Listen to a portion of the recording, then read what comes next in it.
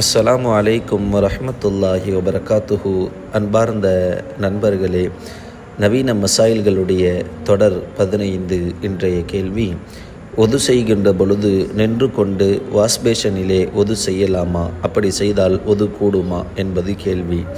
அல்ஹம்துலில்லாஹ், வாஷ்பேஷனிலே நின்று கொண்டு ஒது செய்வது என்பது கூடும். காரணம், பொதுவாக நாம் உட்கார்ந்து அமர்ந்து ஒது செய்ய வேண்டும் என்று ஏன் சொல்கிறோம் என்றால், குழாயில் இருந்து வரும் தண்ணீர் ஒது செய்த பிறகு அந்த தண்ணீர் நம் மீது சிந்திவிடக்கூடாது என்பதற்காகத்தான் அமர்ந்து ஒது செய்வதை ஒழுங்குமுறை சுன்னத் என்று நாம் சொல்லுகின்றோம்.